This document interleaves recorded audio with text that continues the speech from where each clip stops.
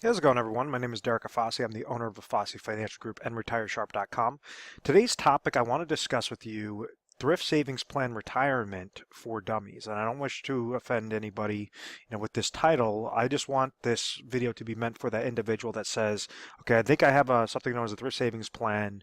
I'm a federal employee and I want to find out strategies that work most effective if I'm trying to accumulate my monies, and then also more importantly, when it comes time for retirement, how to take monies from this TSP so that I could accomplish my specific retirement goal successfully. Now, a thrift savings plan is very similar to the most common type of retirement plan offered to private employees, which is known as a 401k. So the difference between a TSP and a 401k is a thrift savings plan is offered to federal employees, a 401k is offered to private employees. So these are private institutions. There's also some age limits as well that it's a little bit more favorable on the thrift savings plan aspect. But ultimately, what are both of these trying to accomplish? And what it's trying to accomplish is allowing an individual that's working for a specific company or entity to take a portion of their salary and place it into a type of retirement bucket, something that's going to grow for your retirement years that an individual is able to leverage for their retirement years. So if an individual is getting paid a salary of, let's say, $100,000, and they're offered a thrift savings plan because they're a federal employee, and they say, okay, I want to put 5% of my salary into my thrift savings plan, well, that shows that this individual is placing $5,000 into that plan for the year. So that's not necessarily the only thing that grows this bucket. Yes, the contributions, if you're making consistent contributions, that's going to grow that bucket. But the caveat to this is also the percentage rate that's going to come back that could add compound interest to this bucket as well. And what I mean by this is you're going to have different options. You're going to have, about 5 to 20 different options. With this thrift savings plan, they're going to be tied to some sort of passive strategy, some sort of passive mutual funds or fixed accounts that you could allocate your monies towards. So like if somebody goes and they're putting in $5,000 a year and they have them invested all within the G fund that's paying a fixed percentage rate, well then they understand that they're going to always receive a gain within this bucket. It's going to be the contributions are going to grow this bucket, that fixed percentage rate are going to grow this bucket, so that bucket's going to grow larger and larger and larger throughout the end of the year, throughout the end of the day, throughout the end of the year. The problem with this is the G fund is paying such low interest rates. So therefore, individuals start to say, well, I've heard great things about the stock market. Let me go and invest it into, my other funding options, in between my 5 to 20 different options available to me. I'm going to go and invest my monies into something known as the C fund, which are going to be more of common type stocks. So it's going to be primarily equity-based mutual funds. So let's say if an individual ties their savings plan to a more aggressive equity-based type strategy, and the market does well, they're going to receive a positive interest credit to their thrift savings plan. So their bucket's going to grow by the contributions that the individuals is making, and then plus whatever this interest credit comes back at. So we understand if someone's placing dollars into that bucket and they're in a fixed type account like the G fund, well then whatever they're placing in there is going to grow that bucket because this percentage rate is always going to be a positive fixed percentage rate. The problem that lies with throwing it all within those fixed type contracts or that fixed type allocation is you could run the risk of inflationary risk. So this is that whole concept of why an individual doesn't want to just save all their money and hide it underneath a mattress is because the cost of goods and services are going to be increasing each and every year. So it's a rule of thumb, inflation is going to increase by on the low end about 3% per year, on the high end about 4% per year. And inflation is tricky because you could have some years where inflation is not there. You don't see an increase in the cost of goods and services, and then all of a sudden you see a large uptick out of nowhere. So it's not like you're just seeing a gradual 3%, 3%, 3%. You could have 0% inflation and then all of a sudden get hit with a 5% of inflation in a given year. But on average, to prepare for it is you want to successfully receive about a 3 to 4% as a minimum rate of return off of your account so you do not fall victim to that inflationary risk. Because an individual could go and keep saving their dollars, saving their dollars, saving their dollars. Just like in 1990, individuals that retired lost over 40% of their purchasing power by 2010. And it was because of that concept of inflationary risk. Basically, the cost of goods and services were increasing, even though these individuals were on a fixed income. They now had to change their lifestyle in retirement because they couldn't go back to work. They were too old to go back to work, and basically too frail to go back to work. The individuals were losing to that inflationary risk concept. The other side is more of that equity-based model, and this is why individuals, they say, I want to go with the other funding options available in my thrift savings plan, ones that are tied to the market, ones that are tied to a mixture of stocks, of bonds, of my different options that might have like an 80% allocation into stocks and a 20% allocation into bonds. So you could pick and choose which route would be most suitable for your individual needs. Some individuals say, I'm not a risk taker. I just want to see a fixed percentage rate, and that might be fine going into the G fund, but they understand that there's going to be that inflationary risk associated with it. If they go into the other options, more of those variable type accounts, well, then they fall victim to something known as market risk. And let me clear up the screen real quick. And market risk was very apparent in 2008 when individuals said, you know what, from 1980 through 2000, I saw extremely great gains with my accounts. I'm just going to let it ride. I have faith in the market. Let me just keep my money in that C fund type aspect, and everything should work itself out. Well, what they didn't do was they didn't scale down. Typically, the rule of thumb is that when you start working, when you're in your earlier years, in your 30s and your 40s, you could take on more aggressive, more risk because you have a longer time horizon. If someone's going to retire at age 65 and they're 40 years old and the market takes a dip, well, they have those extra 25 years to recapture back all those different gains. So when somebody is now, let's say, age 63, and they still stay consistent with that risk, well, if the market has a decrease, well, you only have 2 years to try to recapture that back up. And then right when you want to retire, you're starting to pull money from an account that could potentially go down, that you're also paying fees on, and you're also having that longevity risk, you're having that inflationary risk that's compounding against it as well, and that's where you could see a retirement disaster take place. So that rule of thumb is to say, okay, I'm going to be more aggressive in my earlier years because I could take that risk, but then I want to make sure that I'm reallocating things, that as the closer that I get into my 50s, I want to make sure that these are more conservative, meaning more towards funds that are not going to be tied to that stock market volatility. In 2008, you had individuals that lost 50%, some over 50% of their portfolios, all within that 1 year. So if an individual walked into the year with $500,000 and then they walked out of the year with $250,000, that's something that's going to change your lifestyle. That's not a lot. That's not something of saying, okay, well, I walked into the year 500,000, I walked out of the year with 490,000. That's something that you could still prepare for. That's something that's not really going to change your lifestyle that much. When you take a large hit, due to that downward market losses and due to that reverse dollar cost averaging effect of paying the fees, of receiving that downward market loss, when it comes time to retire, well, now you have to retire off of $250,000 bucket as opposed to that $500,000 bucket. So you just always want to be mindful of, okay, which point am I at right now? How close am I to retirement? What exactly is your retirement number, so that you could plan successfully and you could try to actually plan out a strategy that correlates to your individual needs.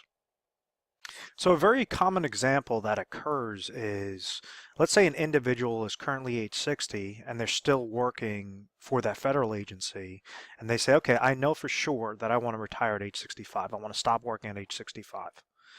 What they typically do is they say, I'm going to leave my money in this TSP fund, in my TSP plan, and I'm just going to try to really pick out whatever the best allocations are. Now, the problem with the thrift savings plan is you're limited with the funding options that you have available. And yes, they're going to be cheap options, but typically you're getting what you pay for. So you have crappier options available when it's through that thrift savings plan. If you're below the age of 60, well, you might be subject to just trying to pick out what the best what the best available strategy is to really grow that account until, that retirement age. If you hit age 60 or age 59 and a half, the government allows individuals to take, it's known as an in-service withdrawal, and take a portion, if not all, of their TSP monies and segment them into properly designed IRA contracts. Why exactly is that beneficial? Why exactly would someone do that? Why would somebody take their TSP and roll it over into an IRA?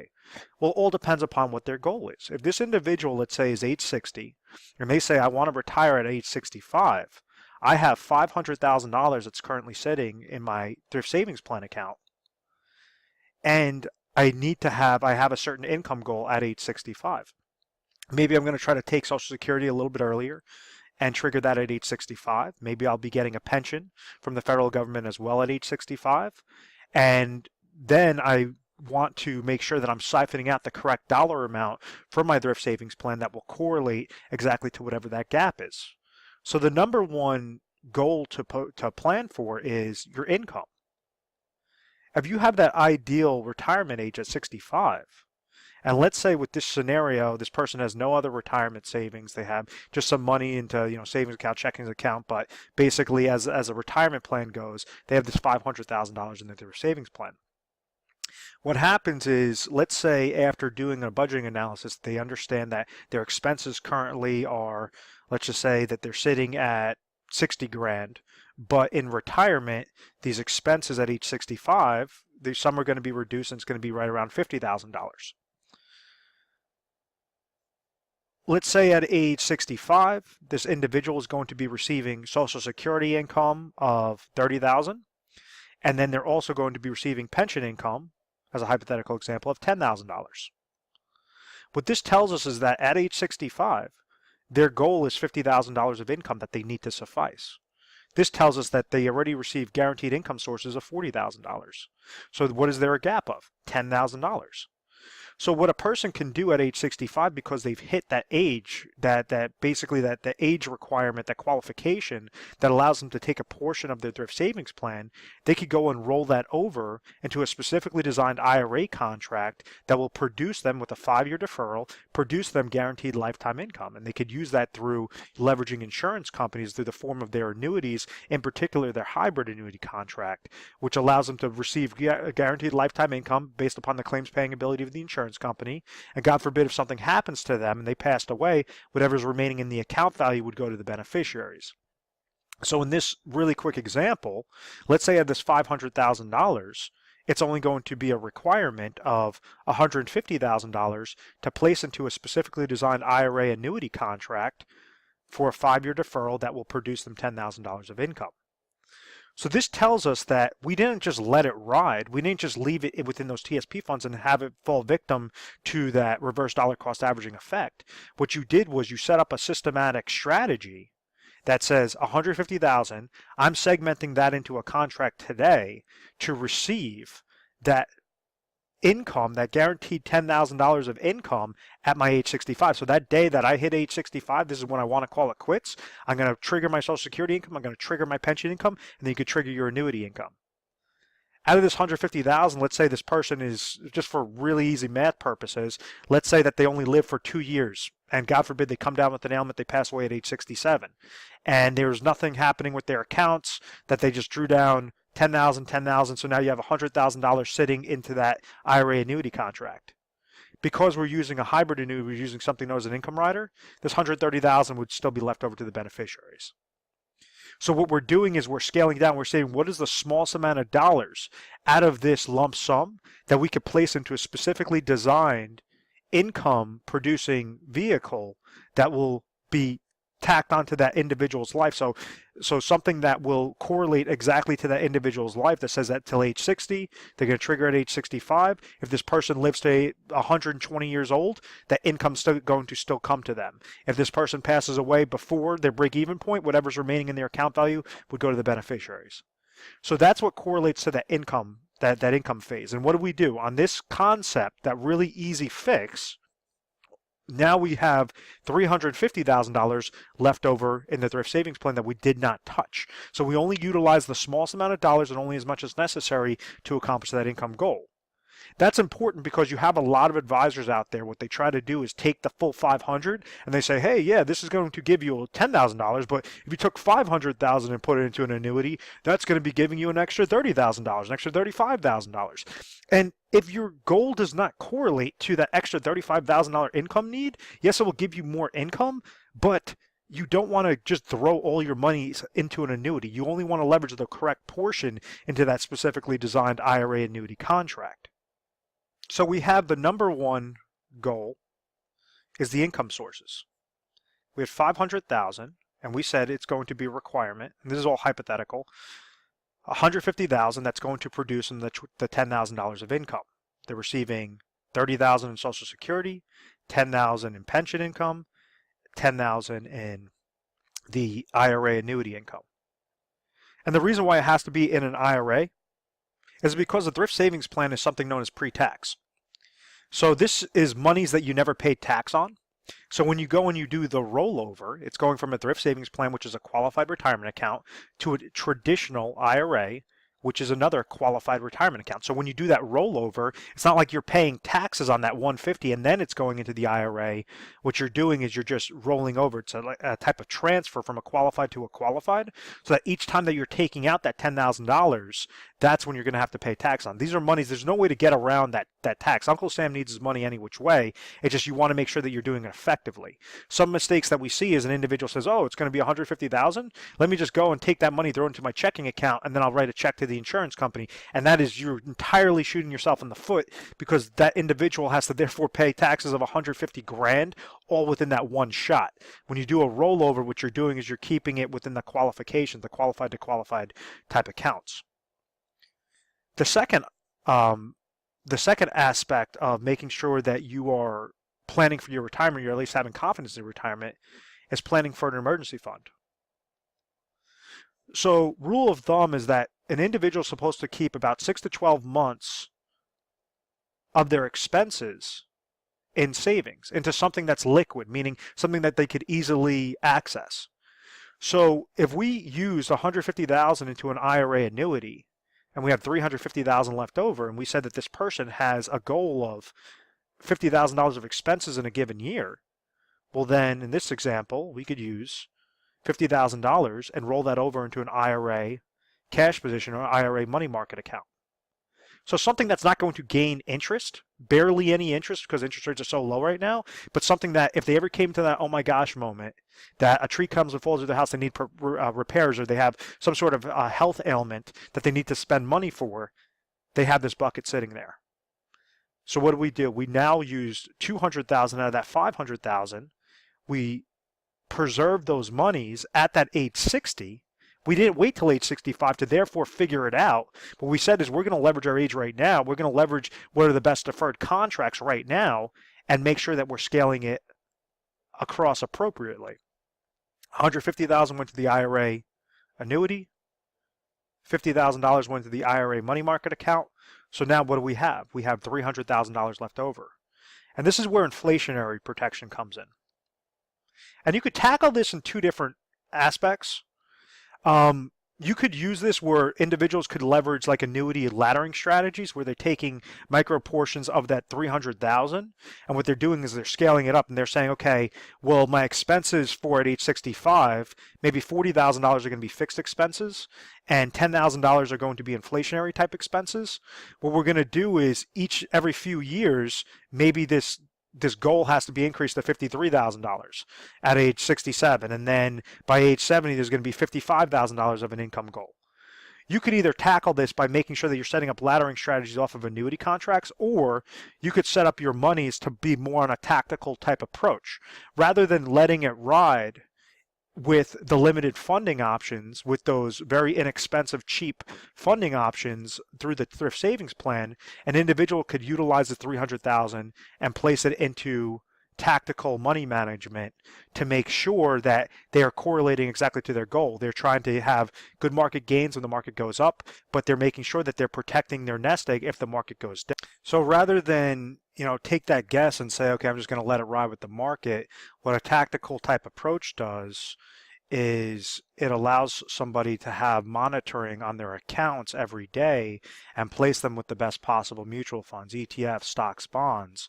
So instead of those 5 to 20 different options through the thrift savings plan, what they do is they roll over that remaining 300,000 into what correlates to their risk tolerance, and now you have thousands of different options available to them that's going to correlate to what the best recommendations are to say, okay, if we see certain indicators, certain economic indicators, we see certain indicators in the market, we're going to make sure to scale down your monies. If let's say we're seeing that the waters are clear, well, then we're going to be more aggressive because all of our indicators are showing that, it makes more sense to leave your dollars into a higher aggressive type strategy. So it's more of you're taking a tactical hands-on approach, or that's what the advisor would be doing, rather than just saying, oh, well, let it ride. Yep, it's in the market does well, great. If the market does poor, oh, well. You want to just make sure that it's more on a systematic strategy. What happens with the thrift savings plan is more on a passive type approach, where you're limited on how much growth potential you could place your dollars into unless you're truly monitoring that account yourself, and you're reading up and you're learning all these different aspects of what's going on with the market and how to read market trends and different things like that.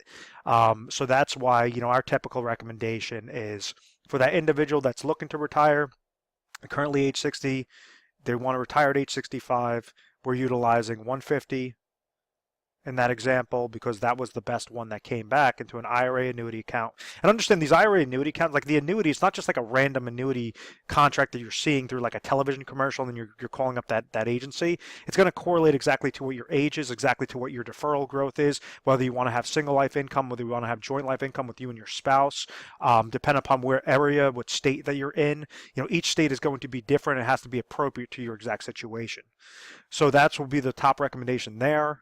The $50,000 in that money market example is just going to say that your liquid cash. It's not, if the market goes down, this is going to be unaffected.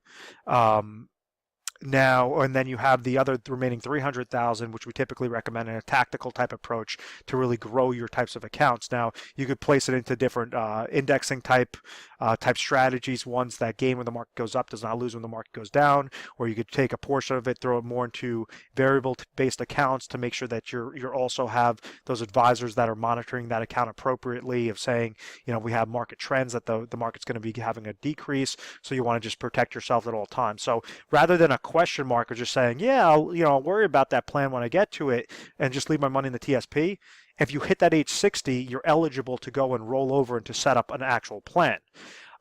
Different eligibility requirements if you severed employment. So like, let's say if somebody was working for a federal agency and they quit working there and now they're working for a new company, a private company, they have access with the old TSP account to therefore roll it over.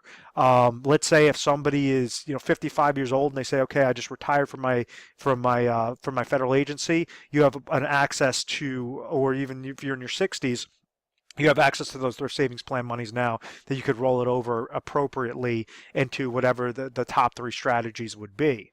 But what we're not doing is taking that approach of saying, okay, the thrift savings plan, let's roll it over all 100% into a money market account. Let's roll it over 100% onto an annuity. Let's roll it 100% into tactical money management. You want to make sure that you're segmenting it out properly so that you're able to leverage each piece appropriately. So it's taking that 30,000 foot view. Where are you right now? Where do you want to go? And how do you get there most effectively?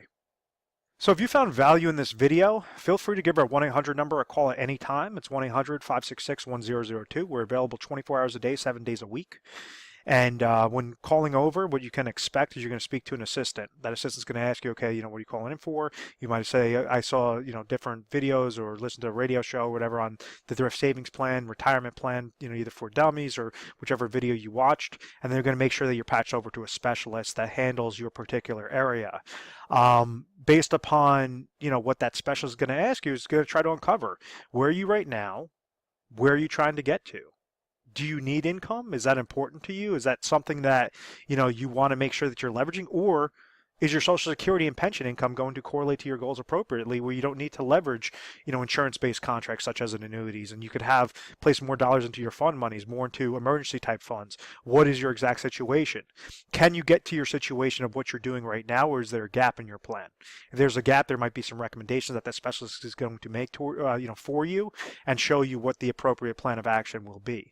We're an independent agency, so we're not captive whatever you tell us, company XYZ is going to be the greatest thing since sliced bread.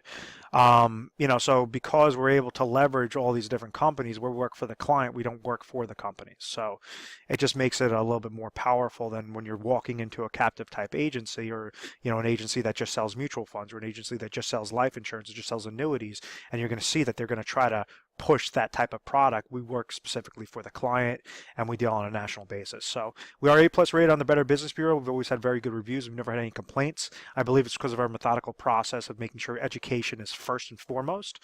And hopefully, if we educate you the correct way, then we could earn your business. But at the end of the day, I really hope that you found value in this. Please feel free to subscribe to our YouTube channel, Retire Sharp, so you can have access to the most updated videos. Thanks so much, guys.